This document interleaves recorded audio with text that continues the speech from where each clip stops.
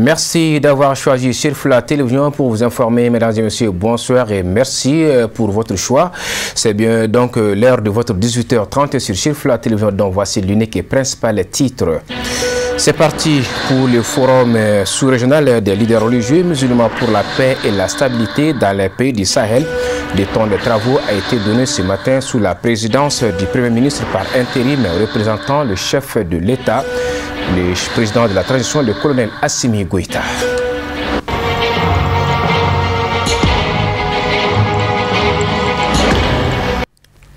Mesdames et messieurs, bonsoir.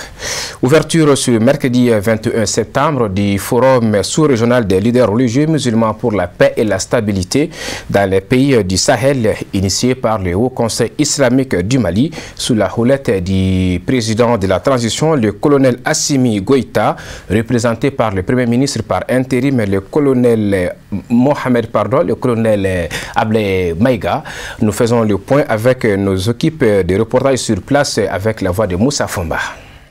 Débuté par la lecture du Saint-Coran et les mots de bienvenue du représentant des familles fondatrices de Bamako, le Forum sous-régional des leaders religieux musulmans pour la paix et la stabilité dans les pays du Sahel a enregistré la présence des plus hautes autorités du pays aux côtés des leaders spirituels. Si notre pays, à l'instar des pays du Sahel, connaît le phénomène du terrorisme, occasionnant de nombreuses victimes civiles et militaires et de nombreux déplacés, il y va de soi que ces pays de la bande sahélo-saharienne optent pour une synergie d'action afin de mener une lutte commune à travers des mesures préventives, d'où la présence des pays de la sous-région à ce forum.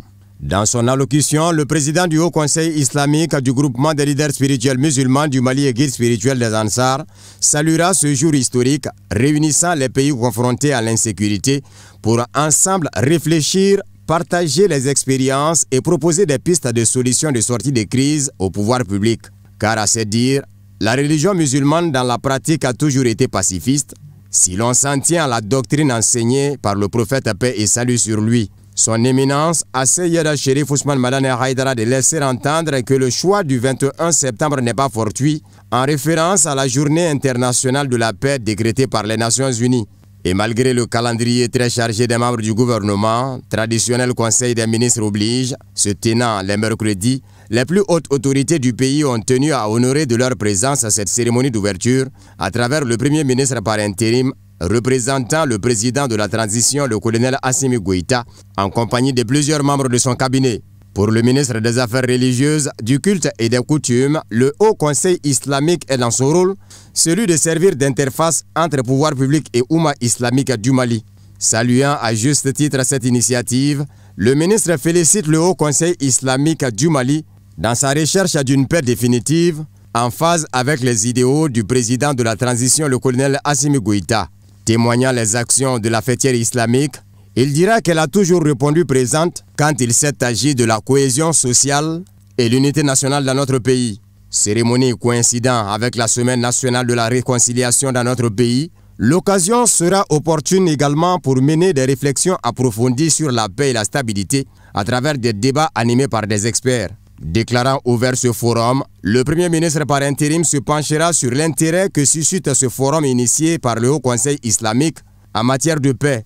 Selon lui, les leaders religieux sont un maillon essentiel pour la stabilité et de poursuivre que notre pays, dans le cadre de la prévention de l'extrémisme violent, a élaboré un document de référence et créé un cadre de concertation adéquat avec l'implication de tous les acteurs concernés, identifier et évaluer les menaces afin d'éliminer toutes les conditions propices au développement de l'extrémisme violent et poursuivre tous les auteurs et complices de l'extrémisme violent et du terrorisme, commis tant à l'intérieur qu'à l'extérieur du territoire national, renforcer les sentiments d'appartenance à une même nation juste et solidaire et intensifier les mesures de lutte contre l'impunité conformément aux instruments internationaux dont le Mali est partie, apporter des réponses justes et diligentes en cas d'attaque terroriste ou d'actes d'extrémisme violent perpétrés sur le territoire national dans le respect des droits humains et de l'état de droit.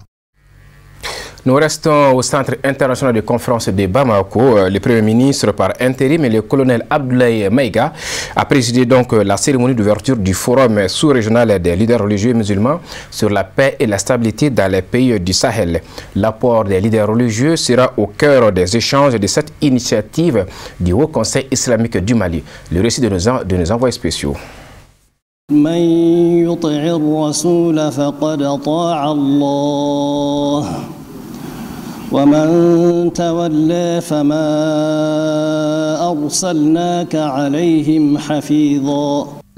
attendu, le forum sous-régional des leaders religieux musulmans sur la paix et la stabilité dans les pays du Sahel est finalement lancé ce mercredi 21 septembre.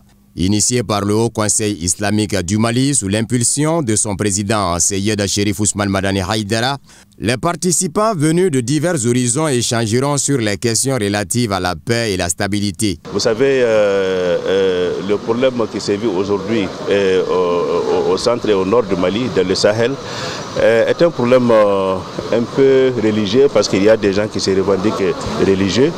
Donc aussi aujourd'hui les leaders religieux de ces pays Sahel se réunissent pour parler donc, de la stabilité de ces zones-là. Je pense qu'on pourra sortir avec un très bon résultat. Jadis havre de paix, la bande sahélo-saharienne est durement éprouvée ces dernières années par des actes terroristes très souvent perpétrés au nom de l'islam. Face à ce sombre tableau, la fêtière islamique du Mali a décidé de prendre le taureau par les cornes. Plusieurs thématiques seront débattues durant 2 jours sur l'apport des leaders religieux à la recherche de la paix dans la sous-région. Monsieur le Premier ministre, aujourd'hui c'est le Conseil des ministres. Le président de la transition a voulu marquer une fois encore de plus son respect à toutes les religions. Et aujourd'hui, c'est le cas de la religion musulmane, où le Conseil des ministres, malgré sa tenue aujourd'hui, le président vous a dépêché pour présider cette cérémonie. En même temps encore, on a été gratifié par l'arrivée du président du CNT dans notre salle. Vraiment, nous sommes honorés.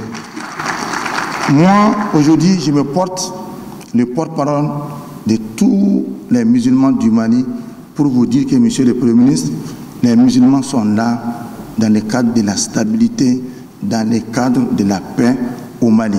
Nous sommes dans la semaine de réconciliation, donc aujourd'hui, les musulmans vous ont montré qu'ils sont vraiment prêts à faire cette réconciliation et à faire cette concorde.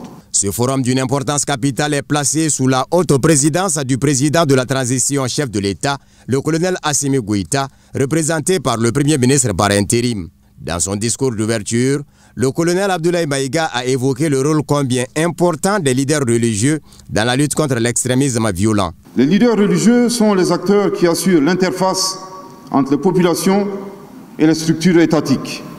De ce fait, le rôle des organisations religieuses, toutes tendances confondues, dans la conception et la mise en œuvre des activités de formation, de sensibilisation, d'information, d'accompagnement est déterminant pour la réalisation du changement tant souhaité.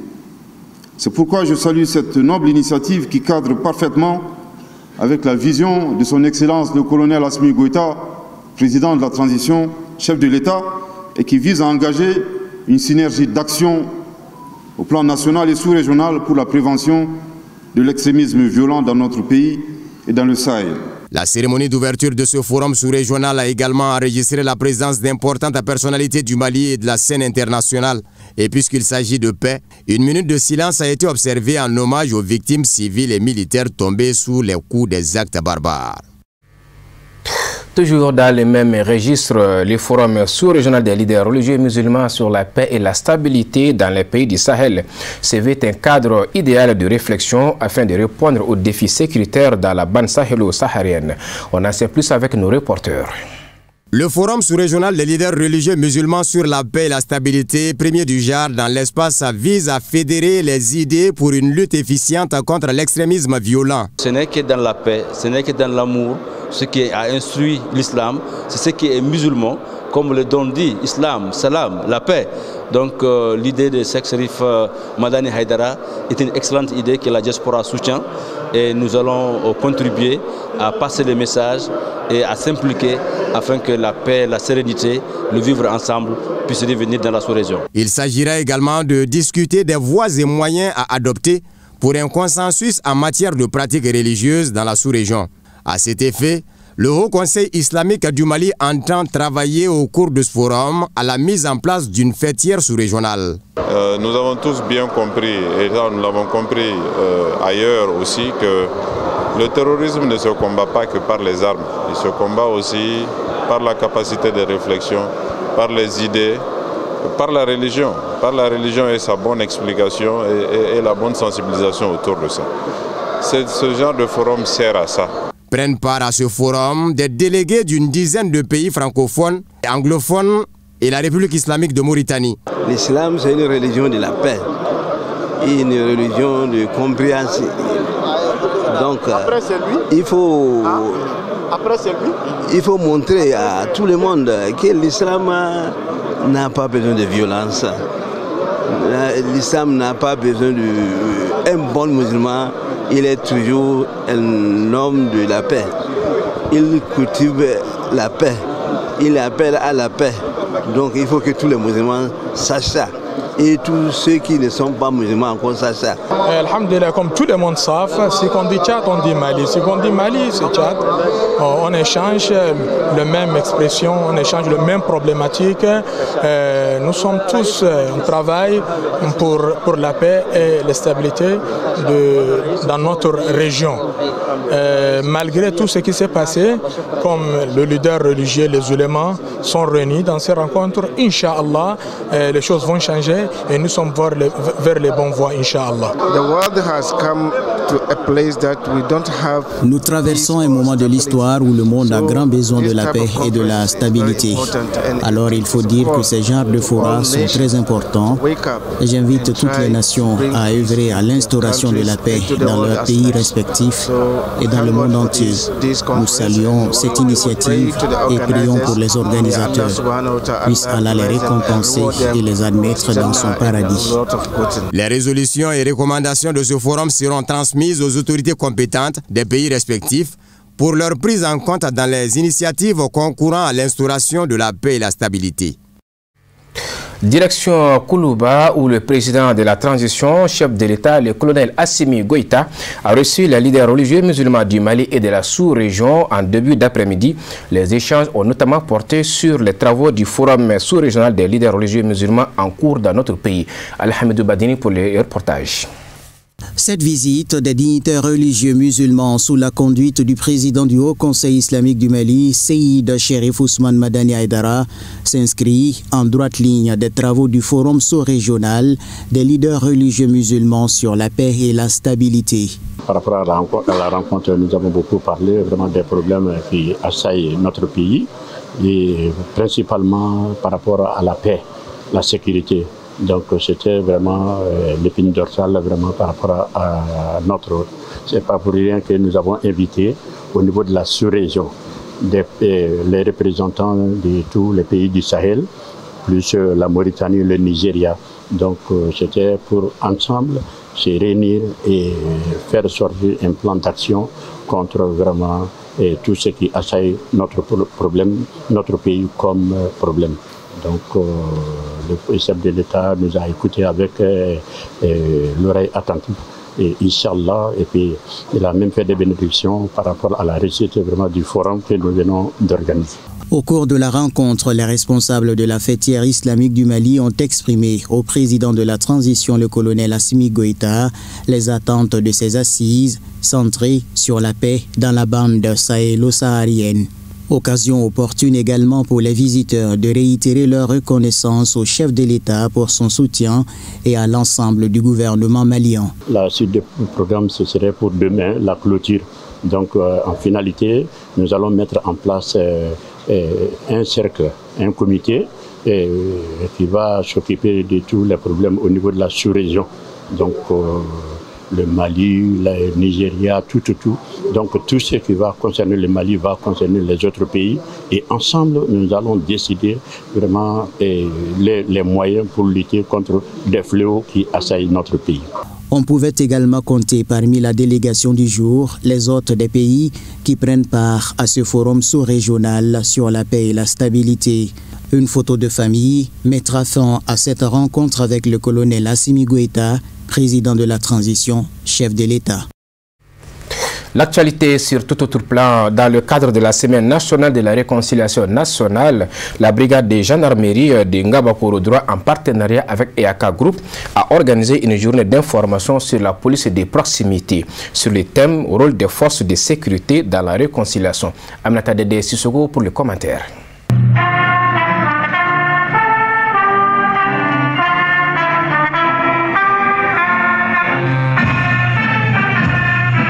C'est une manière pour la brigade de la gendarmerie de Ngabakoro-Droit de prendre part à la scénarie. Les forces de l'ordre, à travers cette cérémonie, entendent instaurer un climat de confiance entre porteurs et civils.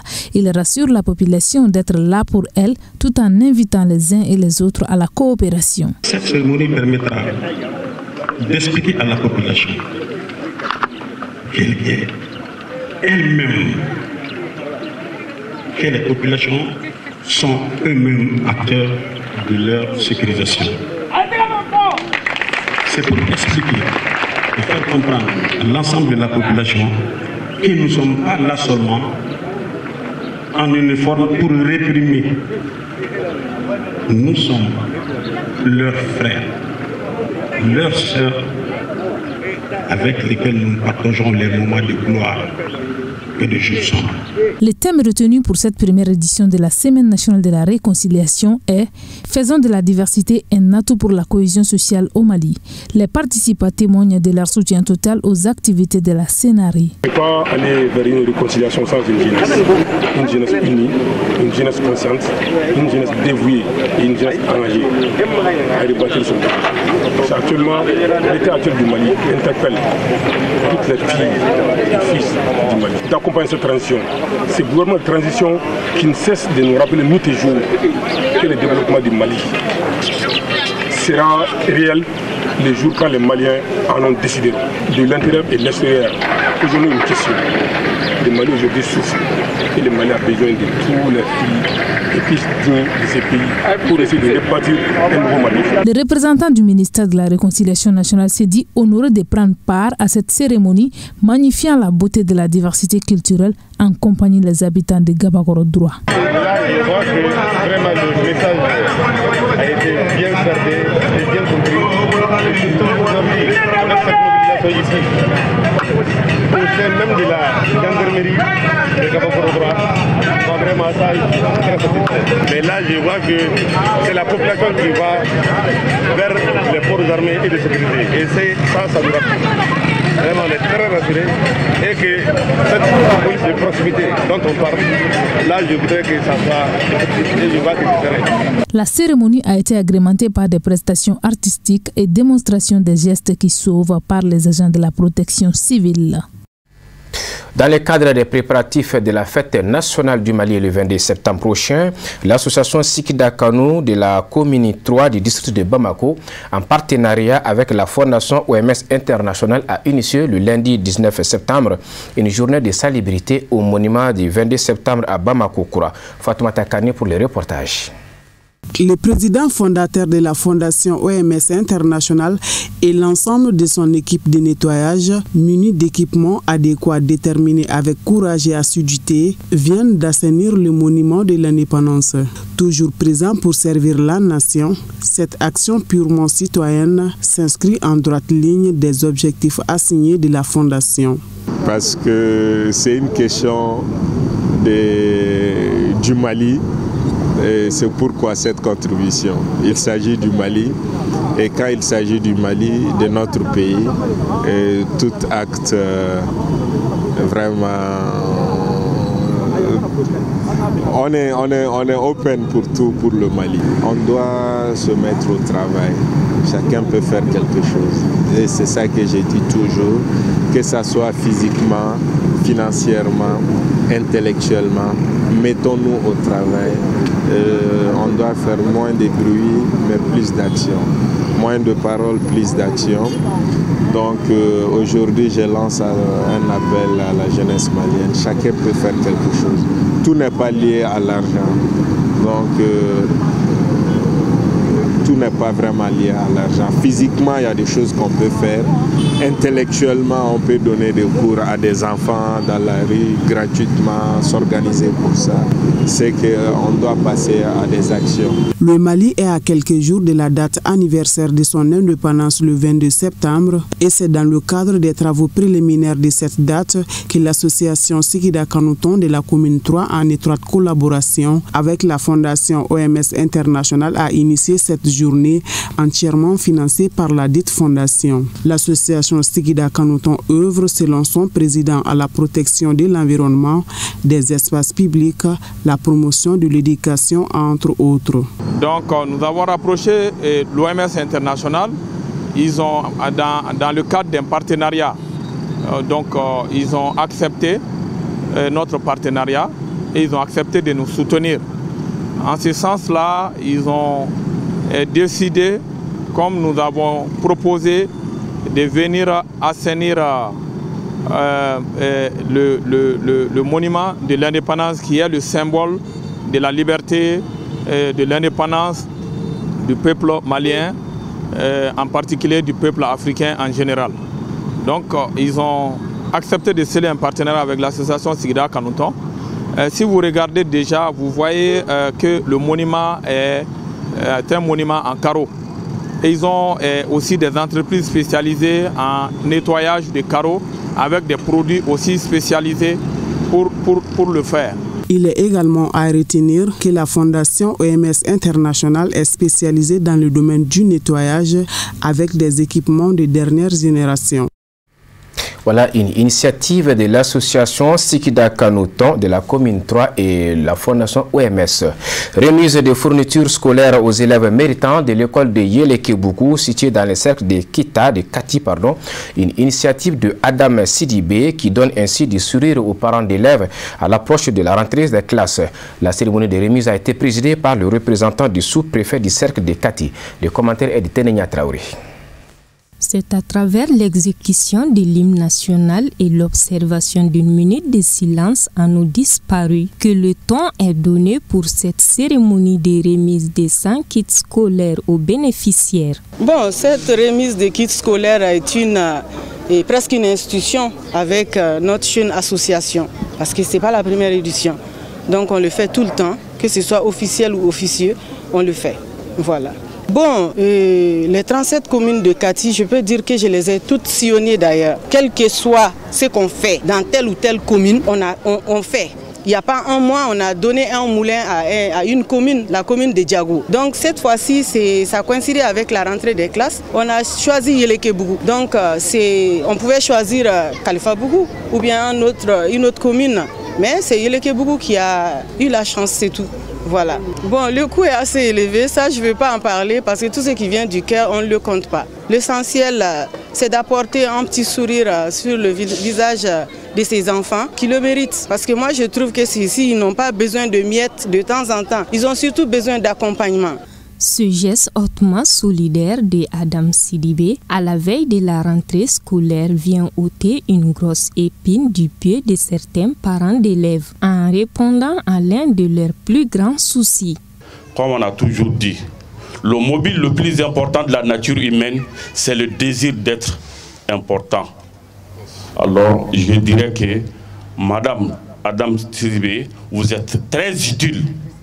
Vous êtes très utile.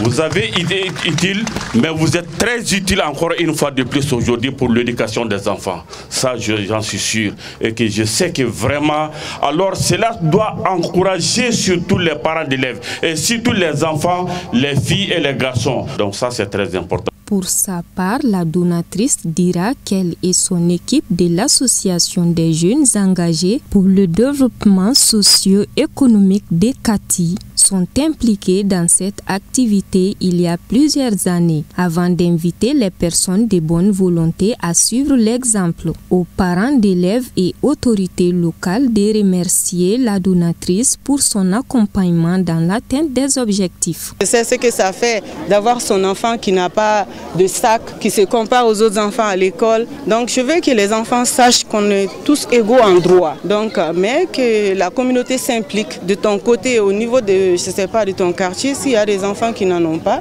et que toi tu as un bon salaire, tu peux les offrir, je sais pas, quelque chose, voilà, fais-le. Remise symbolique des fournitures scolaires ont clôturé la cérémonie. Dans le cadre de l'anniversaire de Seyda Salamantao, Mama Sirantou Haidara, fille du guide spirituel des Ansar, les femmes de l'association Kokadje du Burkina Faso ont organisé une conférence de presse. Elle avait pour but d'apprendre aux jeunes filles Ansar la bonne gouvernance du foyer afin de mieux maîtriser les droits et devoirs conjugaux, objectif principal de la création de l'association Kokadje. Durant 2 jours, les participantes ont été mieux outillées sur l'éducation des enfants, la gestion des conflits dans un mariage ainsi que l'entretien du couple. L'association Kokadje, a rappelé, est une initiative de Haidara Tanti Aïcha Koulibaly. Je propose d'écouter Konate Maïmouna Kone, présidente de la dite association au Burkina Faso. Elle est au micro de notre correspondant Lassina Sidibé. Cette année, il y a eu 2 séances de conférences dans le programme de l'anniversaire de Seyda Mama Haidara. Le premier s'est passé hier avec les jeunes filles.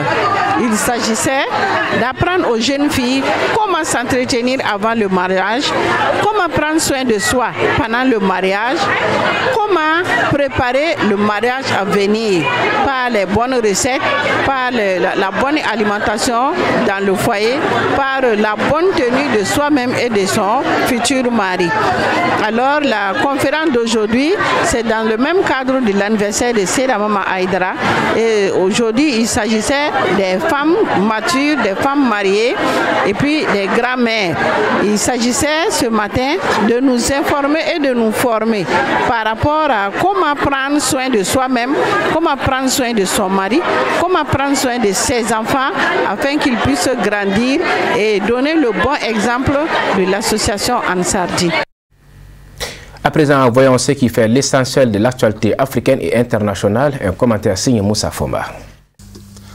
La justice sénégalaise a confirmé la condamnation du maire de Dakar, Barthélémy Dias, à 2 ans de prison, dont 6 mois ferme, après son jugement en appel pour la mort d'un homme tué par balle en 2011 dans un contexte de violence politique. Barthélémy Dias, farouche opposant au pouvoir, est devenu maire de Dakar en février pour le compte d'une coalition nationale conduite par Ousmane Sonko, prétendant déclarer à la présidentielle de 2024. Monsieur Dias, 46 ans, jugé avec une douzaine d'autres à l'époque, avait été condamné en 2017 à 2 ans de prison, dont 6 mois ferme, pour coup mortel porté en 2011 à Ndiaga Diouf, un lutteur décrit par l'opposition comme un nervi du régime. Ndiaga Diouf a été abattu par balle lors de l'assaut donné à la mairie de Mermoz-Sacré-Cœur, une des communes constituant la capitale et dont M. Dias était alors maire, par de supposés sympathisants du Parti démocratique sénégalais au pouvoir. Les violences s'étaient produites dans un contexte de contestation grandissante contre une candidature du président sortant Abdoulaye Wade. Un haut gradé de l'armée de République démocratique du Congo, commandant des opérations militaires contre le groupe rebelle M23 dans l'est du pays, a été arrêté et écroué, ont annoncé mardi des médias congolais évoquant des soupçons de haute trahison. Commandant de la 3e zone de défense qui couvre toute la partie est et nord-est de la RDC, Philomène Yav avait pris mi-juillet la conduite des opérations militaires menées au nord Kivu contre le M23. Depuis 3 mois, les rebelles du M23 occupent Bunagana, une importante localité du territoire du Rutshuru, à la frontière ougandaise. Par ailleurs également, dans le nord Kivu, un colonel chef de bataillon vient d'être inculpé et écroué à Goma, le chef-lieu de la province. Il est soupçonné d'avoir empoisonné un général, Ghislain Tchinkombo, chef de l'armée pour le nord Kivu, dont la mort mi-août avait été considérée dans un premier temps comme consécutive à une crise cardiaque.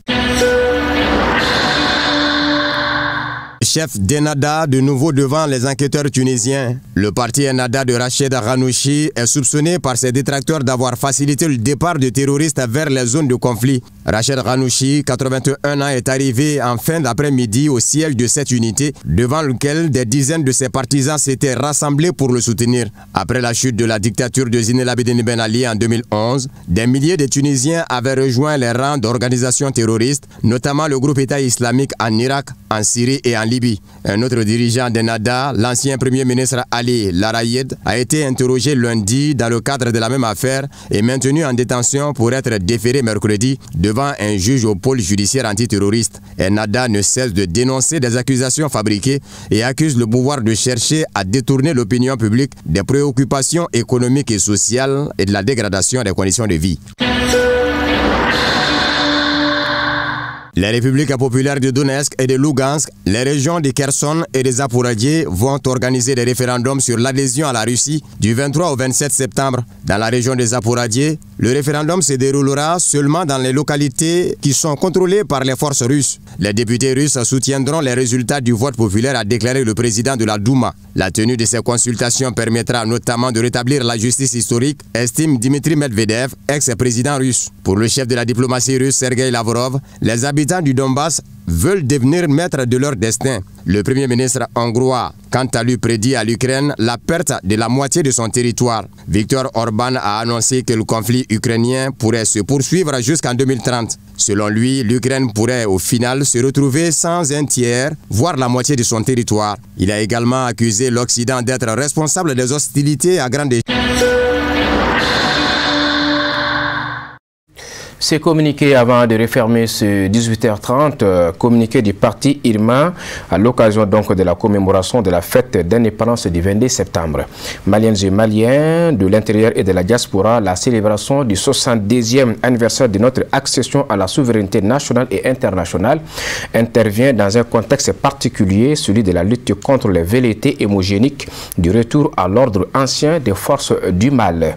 Le Mali, ne l'oublions jamais, a pris son envol, celui de la dignité, de la souveraineté et de l'émancipation, de la prédation et de l'assujettissement. Pour cela, ayons une pensée pieuse pour les victimes civiles et militaires d'une crise multidimensionnelle voulue et entretenue par des mains invisibles. Sortons massivement à travers le pays et dans nos représentations diplomatiques et consulaires pour manifester notre soutien à la transition politique, aux forces armées maliennes et à l'ensemble des forces de sécurité et de défense à l'occasion des festivités organisées partout à travers le pays. Le Mali nouveau a désormais pris son destin à main pour l'honneur et la dignité de tous. Nous mènerons inexorablement cette lutte à terme avec la grâce du Tout-Puissant, les peuples frères et les partenaires. Bonne fête d'indépendance à tous, qu'Allah bénisse le Mali. Un communiqué signé du président du parti IRMA, Cheikh Sidi Mohamed Touré. C'est ce qui met fin à ces 18h30 et que nous vous remercions d'avoir suivi. Bonne suite des programmes sur Chirf la télévision.